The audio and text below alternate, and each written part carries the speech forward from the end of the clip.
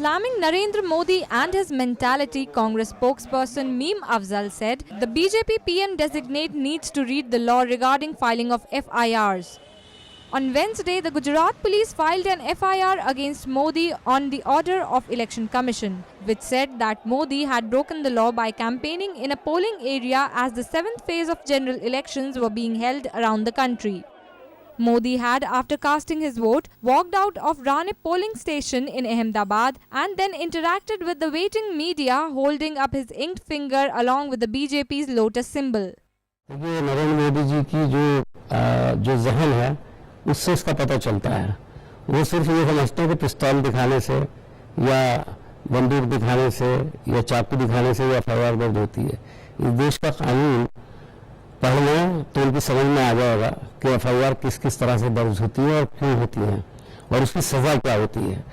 कल जो उन्होंने काम किया है वो आदमी तवक्को नहीं कर सकता कि 15 साल पुराना चीफ मिनिस्टर जिसने 10 इलेक्शन लड़ाए हैं और लड़े हैं, जिन्होंने इलेक्शन लड़ना और लड़ाना बहुत अरसे से जिनका एक तरह से काम रहा है, क्या उनको ये नहीं पता कि इलेक्शन का कोड ऑफ कंडक्ट क्या होता है, पीपल्स रिप्रेजेंटेटिव एक्ट क्या होता है और उसका उल्लंघन करने का मतलब क्या होता है।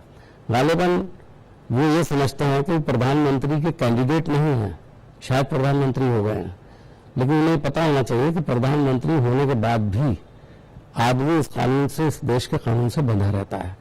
वो तो प्रधानमंत्री हुए नहीं है लेकिन समझ रहे हैं, लेकिन अगर वो समझ रहे हैं तो भी उनको ये समझना चाहिए कि वो कानून से ऊपर कभी भी नहीं होंगे और कभी भी कानून किसी भी इंडिविजुअल से नीचे नहीं होता इस देश के अंदर।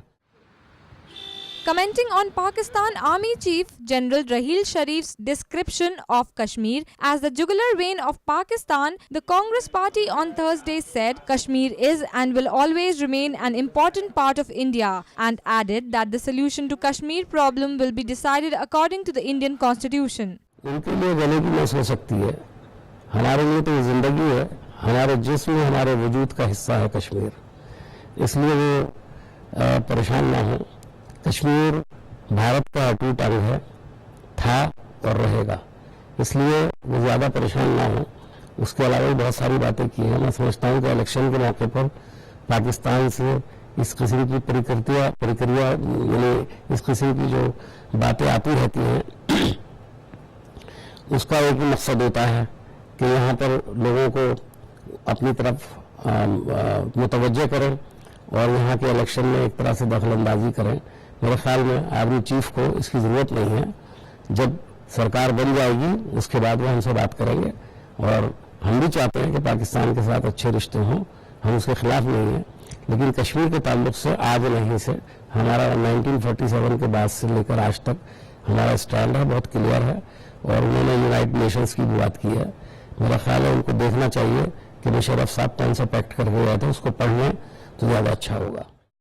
This report was brought to you by NNIS.